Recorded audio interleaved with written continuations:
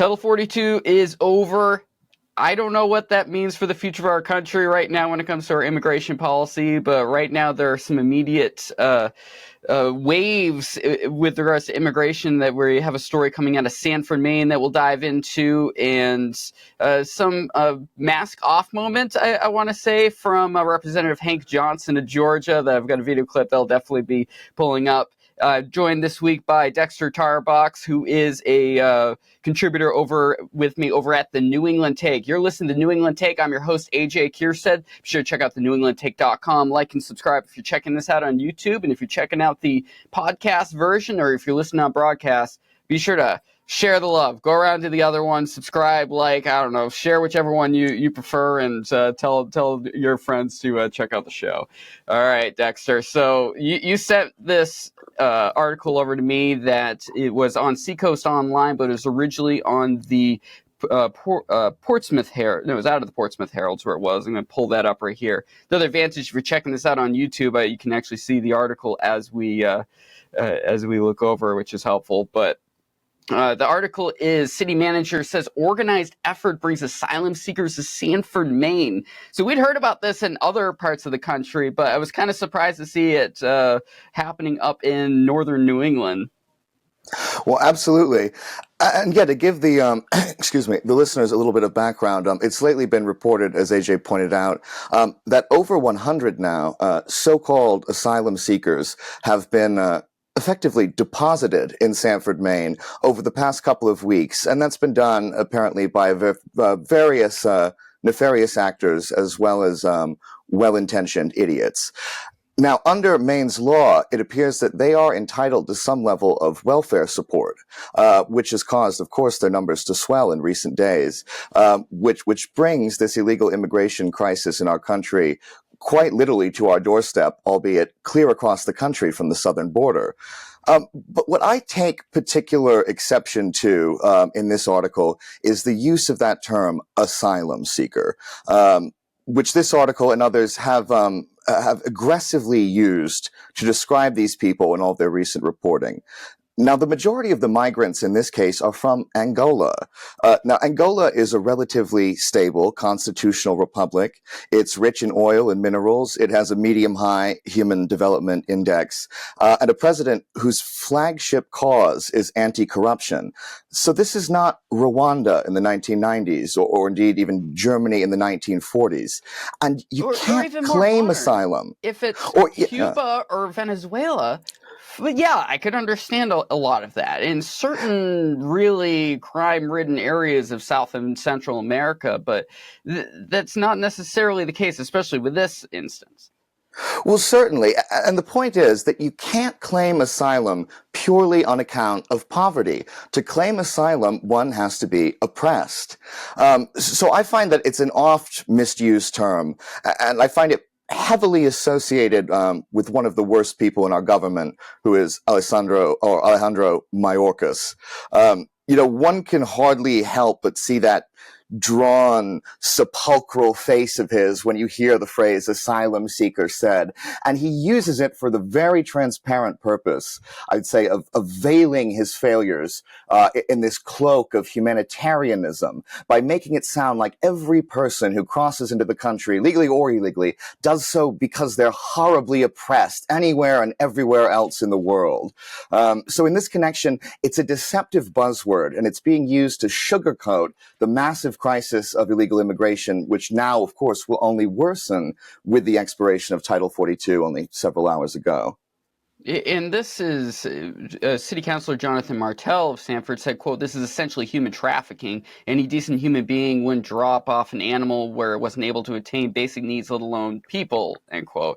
This is obviously someone who is pro-immigration. I would judge by the phrasing of that, but I feel like slowly, more and more, the left is becoming leftist. I want to be specific. I'm not necessarily talking about old Democrats and just your general liberal that's in the United States, but leftists, especially in this country, have this desire to to just allow these people to just enter the country and just have Florida and Texas and such just deal with the onslaught. Meanwhile, up here in northern New England, Manchester's guilty of this too, saying, "Hey, we're a sanctuary city.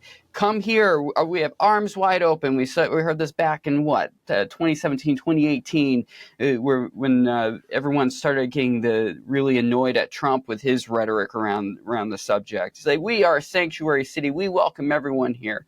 But the second that people are encouraged a little more directly because there's no resources where they're entering the country, it's all of a sudden like, oh no, what are we doing here? This is human trafficking. This is terrible all of a sudden.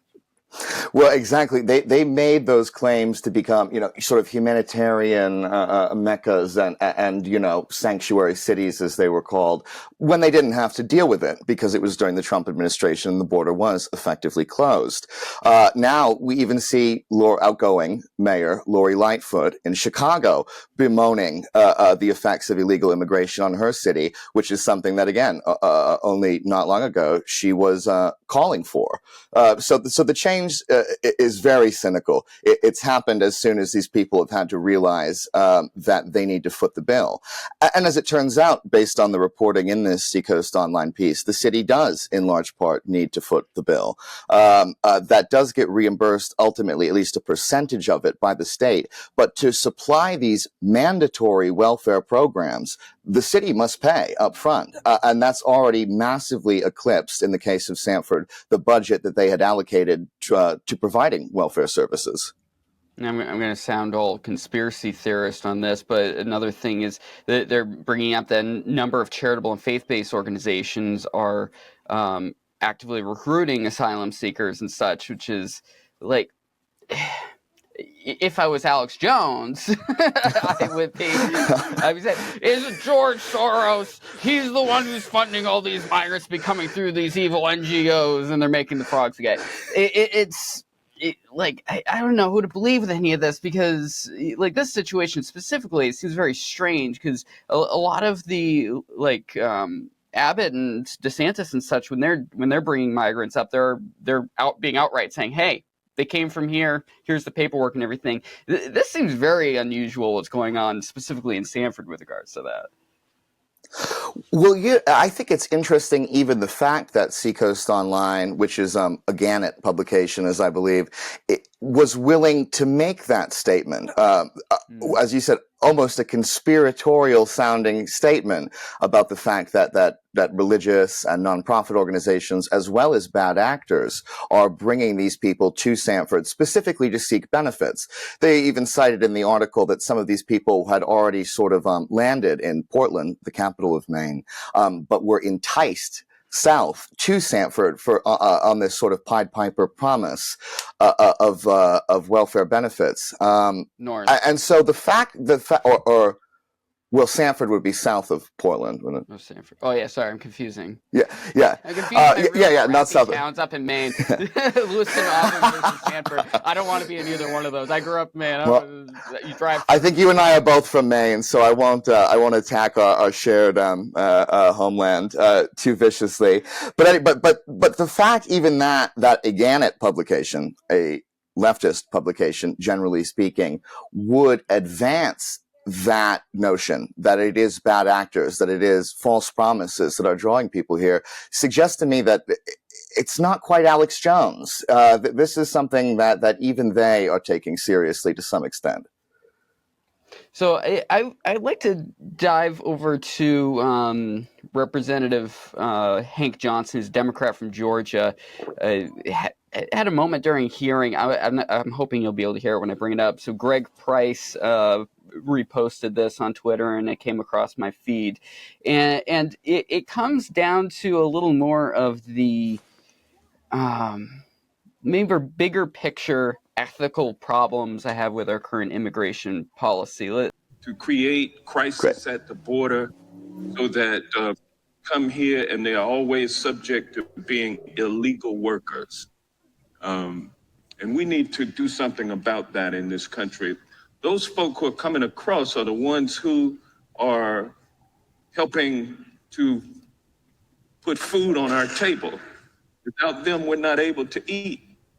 if you turn them away, then we would have no food on our plates. We would have nobody taking care of. So I'm going to stop right there. It totally is. We need more wages in order to serve us food and do our landscaping. So we need to have more immigration in this country. What a terrible, heartless, just ridiculous way of approaching the immigration issue. And I've had kind of like I've had the soft way of hitting it. Like, I love Jeff Feingold over at the Business Review. I speak to him about once a month on the show, but he's peddled this too. Like, we need more immigration because we have tons of jobs that need to be filled.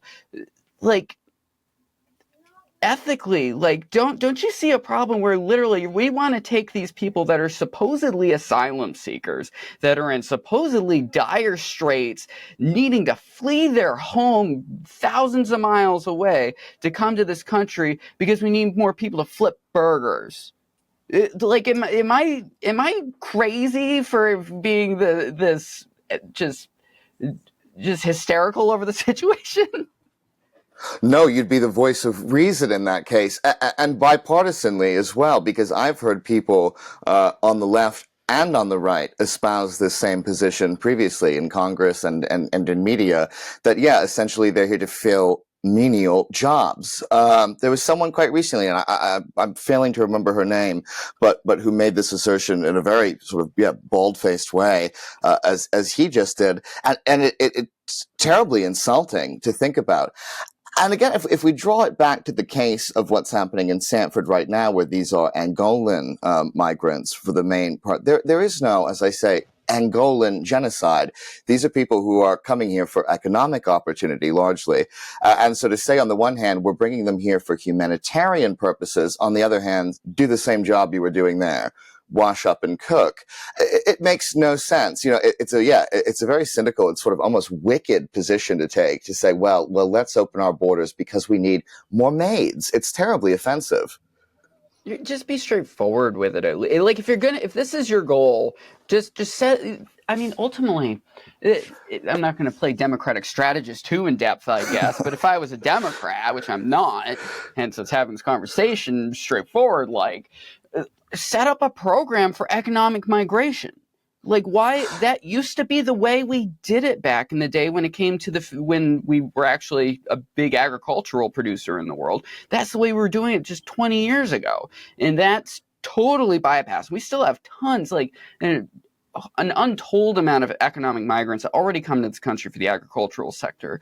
But just expand it. Like, if you say supposedly we need this many people to handle service industry jobs in this country, we need this many people in order to handle our actively aging population, as the boomers are definitely getting to the point where they're not able to work anymore.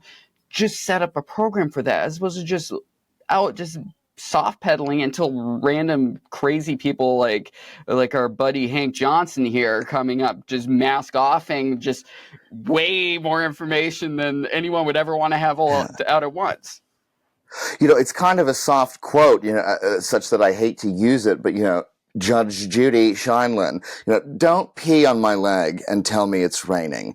Don't on the one hand veil this whole thing, again, by calling these people asylum seekers when that is plainly not what they're doing, and act like you're doing some sort of great humanitarian mission. Well, on the other hand, secretly be confessing that this is what your real goal is to bring in wage workers, as you say. So again, don't fool me with this sort of trite nonsense, or trying to veil your real purposes in the cloak of humanitarianism. It's more aggravating when they do, and this is an aggravating enough situation. Yeah, an economic migration program would be absolutely the right answer to a serious question like that, and yet they prefer, I think partially because it is people on the left who have a certain aesthetic, shall we say, that they choose to present it this way because it's more acceptable to the base who needs to support them, and it's to claim it as abusing their humanitarianism. base. It's so abusive to their base with regards to to lying about it this way. Like, I know, like, I worked in as a legal education staffer for 12 years. I encountered my fair bit of DEI and immigration rights activists and all that. I have BuzzSure on this show, in addition to the Legal Impact, which I produce on the side and is totally unrelated to what I do over here. BuzzSure was on the ACLU board. He's been heavily involved with it. He's a true believer. I honestly believe he's a true believer. He's very snarky and jokes a lot, but I think ultimately when it comes to it, he believes that this is a legitimate asylum program, and you have all these activist types that are kind of just swept in with this unethical leadership because they want to help people. And I totally get that. I understand the heart wrench people have for these people that are obviously in desperate situations. They didn't flee Angola likely because they're having a great life necessarily. There's probably a fair bit of poverty they're dealing with and other situations going on. But to say everyone across the board, because they happen to fill out the asylum application period, is automatically an asylum seeker is just too low a bar, and it makes it poisons the well for everyone that honestly wants to help people. It does. And, even as a true believer on that side, or even as a Christian, in fact, one must have sympathy for these people. But asylum is a meaningful word with a definition, and to misapply it to anyone who seeks to come into the country legally or illegally even is a disservice. What do you think is going to be the next step here with this Title 42 ending? Chaos. If Biden's intransigence on the debt ceiling issue right now is any indication of his intransigence on other major issues like this, i.e. his unwillingness to negotiate with the House and the right, I think we're going to find no meaningful solutions to this, and chaos will be the result. Yeah, and look, all of a sudden Republicans are like, we're willing to work with the Democrats now. Look at us. Look at all these things we're willing to work with you guys on, when they didn't when they had the opportunity. And the Democrats also were stopping everything. Like it's the downside to politics in modern times for the last 20 years. Like, it's just toxic. And there's obvious ways we could do it. Like, Democrats kept touting like all these like relatively low impact and cost effective ways they can handle it better than was able to be done with a wall, which makes sense because you can't build a damn wall from sea to shining sea necessarily and have it be effective. But now we're in a situation where they should be focusing on it, and we're just glossing over it and saying, oh, we're going to just keep stringing along Title 42, kind of, sort of, not really. And there are, pretexts, I don't mean that in a negative way, on which Title 42 could reasonably be extended if there was the political will to do it. Yes, the coronavirus pandemic, or coronavirus emergency, rather, as they term it, is over, according to the government. But again, the fentanyl emergency is massively fatal. There are a number of other emergent viruses and conditions that could easily be transmitted through a porous border. So there are a number of public health fronts on which Title 42 itself could reasonably be extended. And the fact that it hasn't been shows that there's no political will, at least effective political will, to do that. It's not that the basis isn't there. It's the politics is not there. Dexter Tarbox, contributor of the New England Take, thenewenglandtake.com to get more from us. I'm your host, AJ Kierstead. We're closing out this segment right here. We're also going to be doing a segment. We're recording immediately after, but you guys don't know that. We're going to be talking about education in the next segment, so be sure to like and subscribe if you're checking this out on YouTube, thenewenglandtake.com, and thenewenglandtake@gmail.com if you want to shoot any tips my way.